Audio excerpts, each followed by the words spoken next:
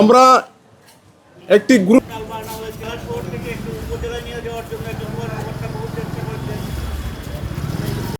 জায়গা মেডিকেল কলেজের নামে দলিল হয়েছে এবং কাগজপত্র হয়েছে।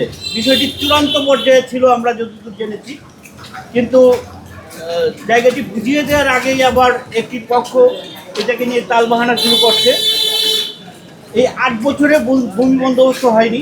আশা করছি স্থায়ী ক্যাম্পাস হবে এবং এটা নিয়ে যত ষড়যন্ত্র বা তালবাহানা দূর হবে এবং খুব দ্রুত সরকার এবং স্থানীয় কর্তৃপক্ষ মেডিকেল কলেজের জায়গাটি বুঝে নিয়ে আশা করছি স্থায়ী ক্যাম্পাসে রূপ দিবে। যে পর্যন্ত জায়গা নির্ধারণ করে স্থায়ী ক্যাম্পাস না হবে ততক্ষণ না পর্যন্ত কিন্তু আমরা এটি আশঙ্কার মধ্যে আমরা আছি। আমরা 7 বছর আগে একটা মেডিকেল কলেজ পেয়েছি, কিন্তু দুঃখের বিষয় এই মেডিকেল কলেজের ছাত্র আছে, শিক্ষক আছে, কিন্তু এর কোনো স্থায়ী স্থাপনা নাই। এটা আমাদের জন্য লজ্জার বিষয়। আমাদের ছাত্রছাত্রীরা যারা মেডিকেলে পড়তে আসছে তারা সুনির্দিষ্ট কোনো ভবনে ক্লাস করতে পারছে না। আমি জানতে পেরেছি এখন পর্যন্ত আপনি ইউনিভার্সিটির জায়গা অথবা মৌজাবালির জায়গা কোনো জায়গায় সুনির্দিষ্ট করে কোনো প্রস্তাবনা অধিদপ্তর বা সচিবালয়ে পাঠানো হয় নাই।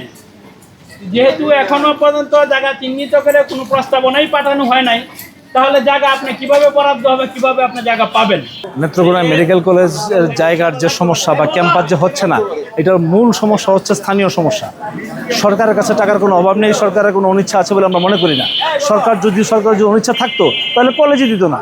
8 বছর হয়ে গেছে, কেন হয় নাই? নেত্রকোনা জেলা থেকে প্রস্তাব গেল না কেন? কারা এর পেছনে কাজ করছে? আগের ফ্যাসিস্ট সরকারের সময়ও আমরা দেখেছি যে স্থানীয় দ্বন্দ্ব। মেডিকেল কলেজ কোথায় হবে সেটা নির্ধারিত হওয়া উচিত। জনগণের সর্বোচ্চ উপকার যেখানে হবে সেখানে করা দরকার। মেডিকেলের শিক্ষার্থীদের সবচেয়ে বড় হচ্ছে তাদের যে 4র্থ বর্ষে আপনার ক্লিনিক্যাল ক্লাস করা হয়। এই ক্লাসগুলো তো মূলত হচ্ছে প্র্যাকটিক্যাল, ব্যবহারিক যে ক্লাস। এখানে আপনার পর্যাপ্ত রোগী থাকতে হবে, শিক্ষক থাকতে হবে, আপনার যন্ত্রপাতি থাকতে হবে। আমাদের নেত্রকোনা আপনার কোনো রকম ক্রিটিক্যাল রোগী দূরের কথা, সাধারণ রোগী হলেও তাদেরকে ময়মনসিংহ মেডিকেল কলেজে পাঠিয়ে দেওয়া হয়। অর্থাৎ স্টুডেন্টরা যেখানে আপনার হাতে কলমে তারা যে শিক্ষাটা লাভ করবে, নেত্রকোনা তো এই মাপের আপনার এখন পর্যন্ত একটা আইসিইউ নাই নেত্রকোনা এই হাসপাতালে, তাহলে তারা কিভাবে শিক্ষাটা লাভ করতে পারবে?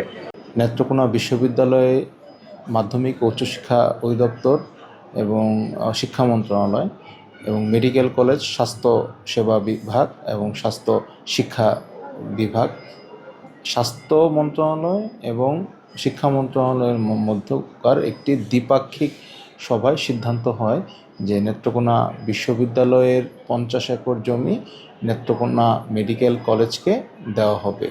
তো এই চিঠিপত্র আমরা পেয়েছি, এটা অনেক আগের বিষয়, বাট রিসেন্টলি এই বিষয়ে আর কোনো চিঠি বা কোনো পত্র পাইনি।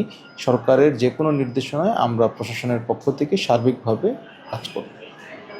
এটা 2বার আমরা জমিটা মেপে আমরা চিহ্নিত করেছি, বাট তার পরবর্তীতে আর কোনো উদ্যোগ গ্রহণ করা হয়নি। কিন্তু কাগজে কলমে তাদের আন্তঃমন্ত্রণালয়ে একটা রেজুলেশন আমাদের কাছে এসেছে।